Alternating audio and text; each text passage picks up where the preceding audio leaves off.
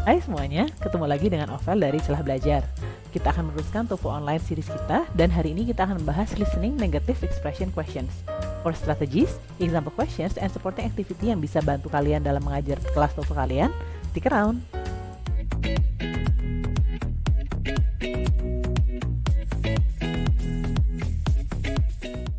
Ini adalah TOEFL syllabus kita. Kita sudah hampir setengah jalan selesai.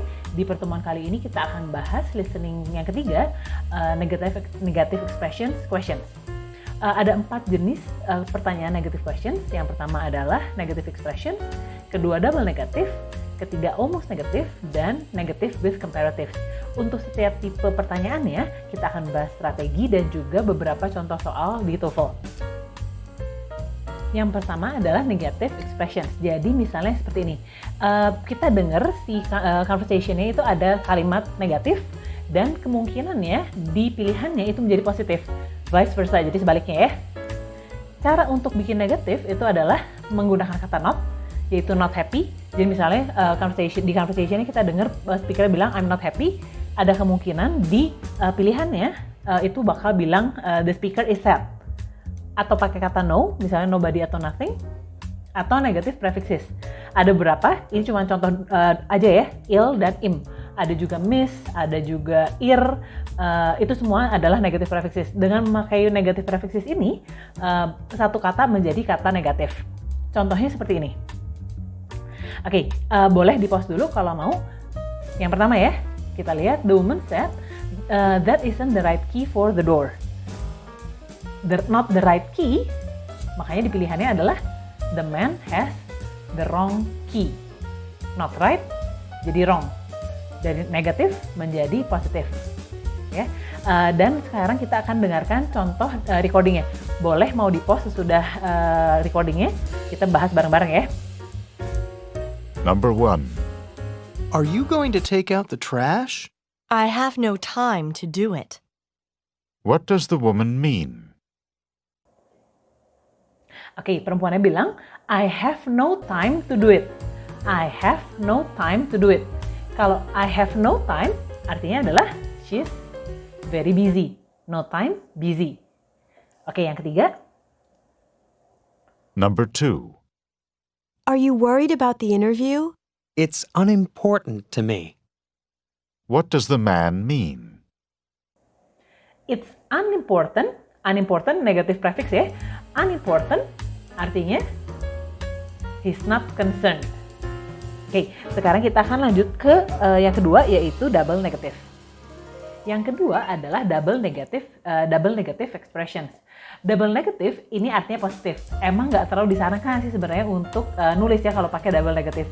Tapi kalau di TOEFL kadang-kadang suka ditanyain, double negative is positive.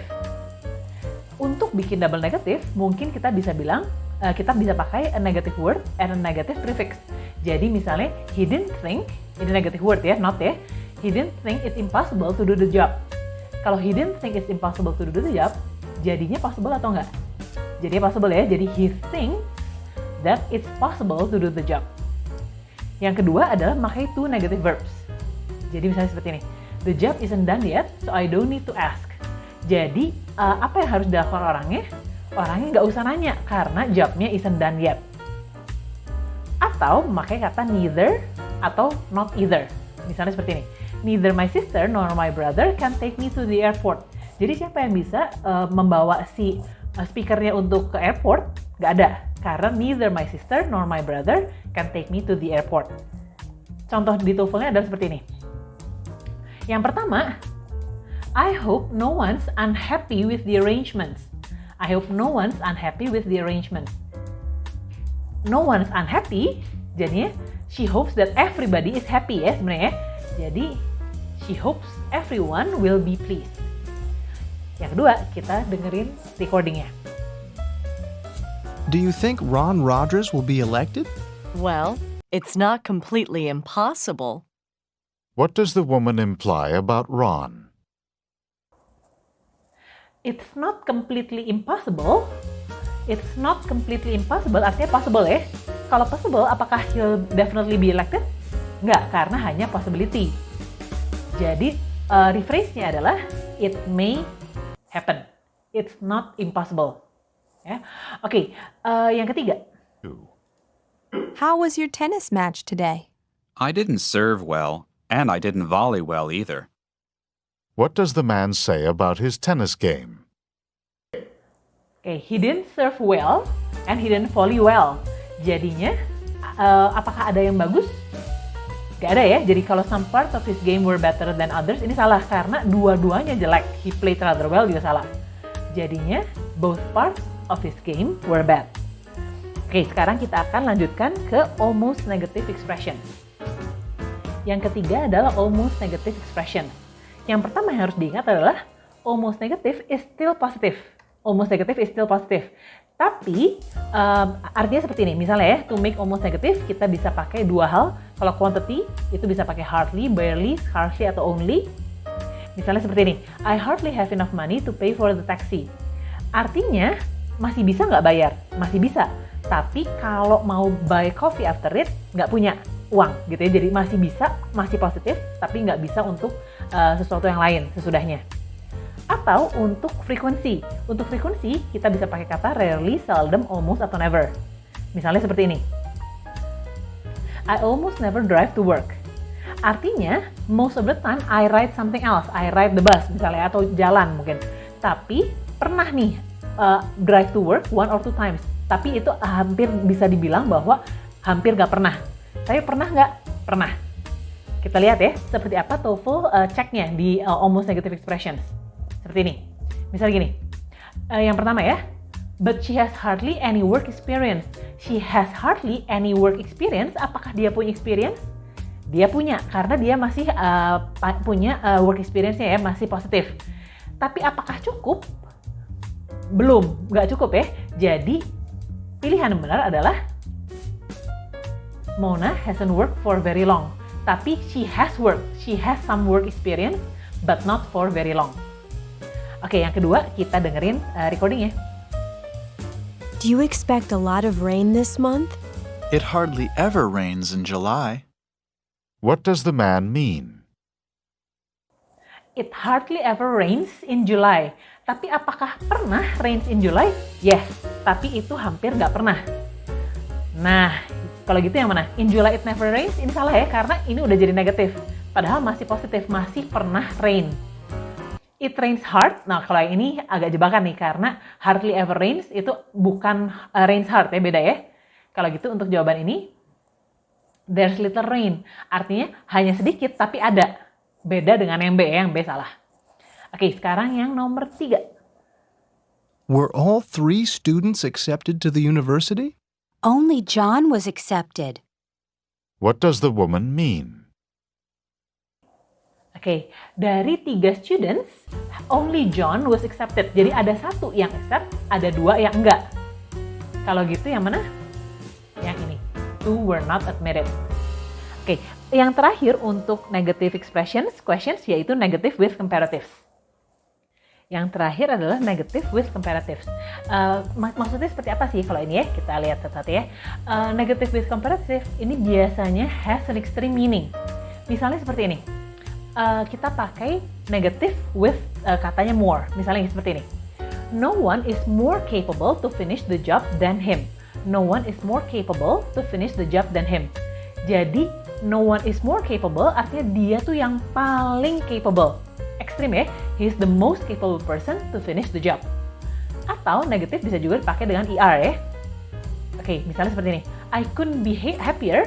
I couldn't be happier artinya I'm extremely happy.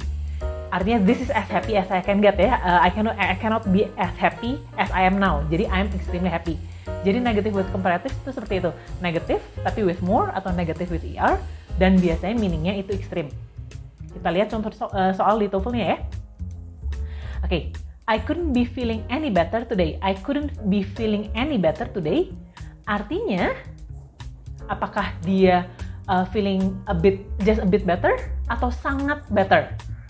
Sangat better ya, karena tadi extreme meaning ya. He's feeling terrific. Oke, sekarang kita dengar satu-satu recordingnya ya.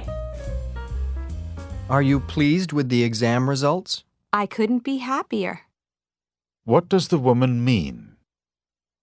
Oke, contoh yang tadi ya. I couldn't be happier. I couldn't be happier. Artinya, she's delighted with the result. Yang ketiga, Was it a good sale? Did you buy a lot? Prices couldn't have been any lower. What does the woman say about the sale? prices couldn't have been any lower. Apakah kalau gitu harganya rendah, sangat rendah, atau tinggi? Couldn't have been any lower. Couldn't have been any lower artinya sangat low. Kalau gitu, paraphrase-nya adalah the prices were great. Jadi seperti itu contoh 4 tipe pertanyaan negative expression. Sekarang kita akan coba TOEFL example questions dicampur-campur ya. Kita coba satu-satu. TOEFL example questions, saya akan mainkan semuanya dan kita akan bahas satu-satu nanti ya. Oke, sekarang kita coba. Number 1. Do you think you could try a little harder? It's impossible for me to do more. What does the woman mean?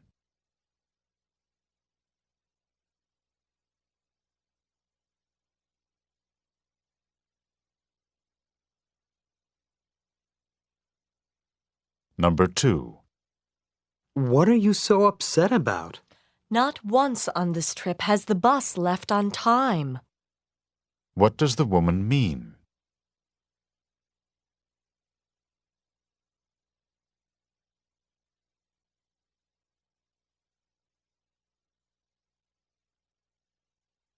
Number 3. Was there enough soup to go around?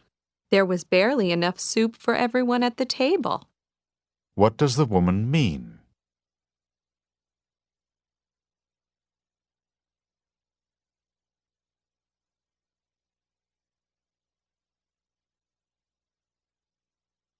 Number 4. Do you really want to move to Florida? I couldn't want anything more. What does the woman mean?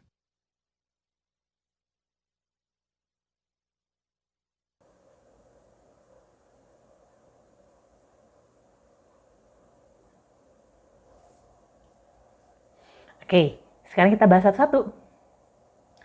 Oke, kita bahas lagi ya. For what?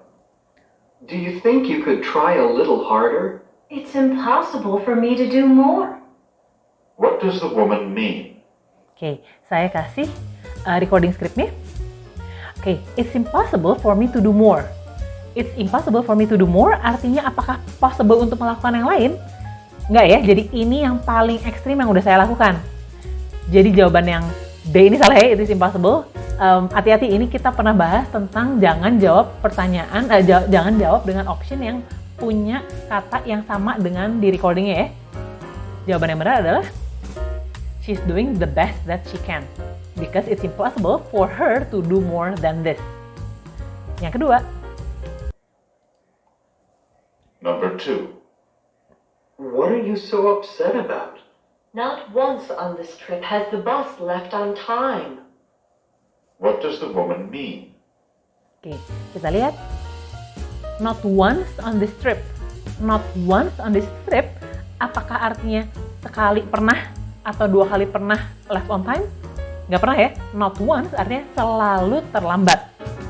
Jadinya, the bus has always been late. Yang ketiga. Number 3. Was there enough soup to go around? There was barely enough soup for everyone at the table. What does the woman mean?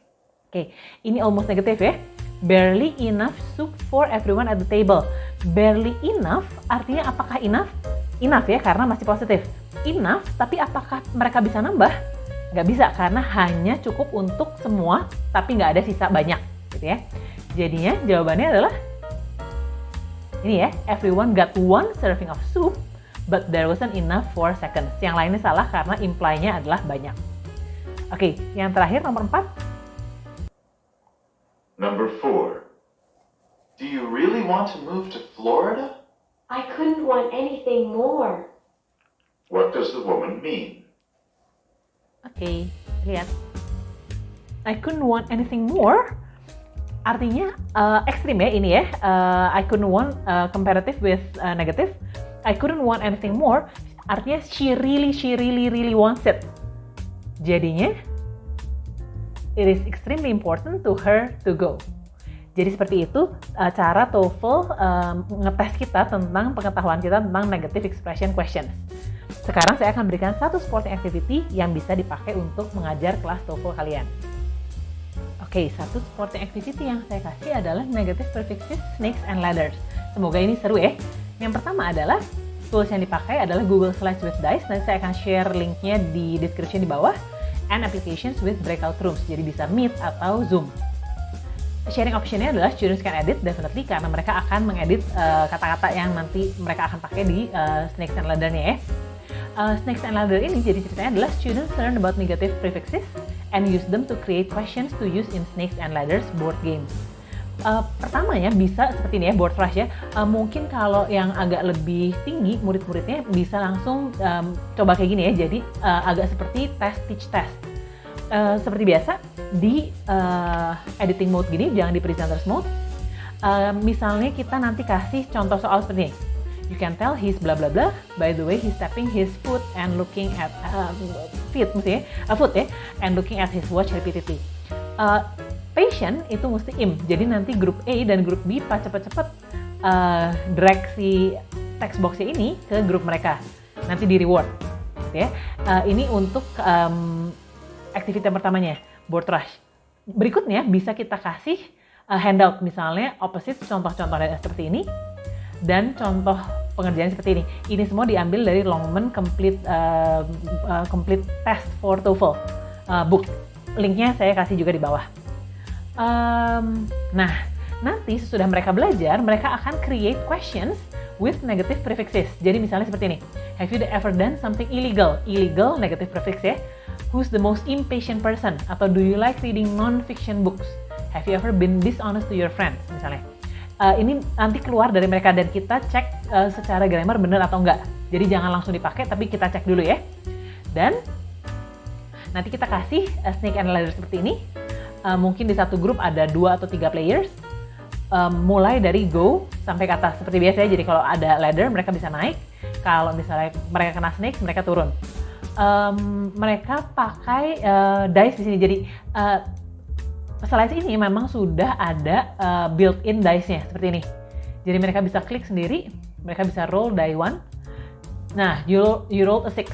Nanti mereka pindahin counternya mereka. Go 1, 2, 3, 4, 5, 6. Jadi sini ya, misalnya. Satu hal, semua ini harus di-arrange dan ordernya adalah bring to front. Jadi jangan sampai kena di bawah board games-nya ya. Nah, tadi ya di sini ya, seperti ini. Nanti mereka misalnya bisa bikin rules, misalnya di setiap kelipatan 4 atau di setiap kelipatan 6 misalnya, mereka akan dikasih pertanyaan. Jadi misalnya kalau mereka land in 4, nah gitu, kelipatan 4 misalnya, mereka harus menjawab ini, misalnya have you ever done something illegal? Mereka harus cerita dan partner mereka nanti bisa menanyakan sedikit tentang misalnya why atau what atau who atau when bisa. Nanti player kedua mainnya lagi, gitu ya. Jadi pakai dice di sini. Seperti itu supporting activity yang bisa kalian pakai untuk mengajarkan tentang negative expression questions. Oke guys, segitu dulu video kita hari ini tentang listening di TOEFL Online. Di minggu depan kita akan membahas tentang structure reduced clauses. Don't forget to like, subscribe, and share for more great videos. See you next week!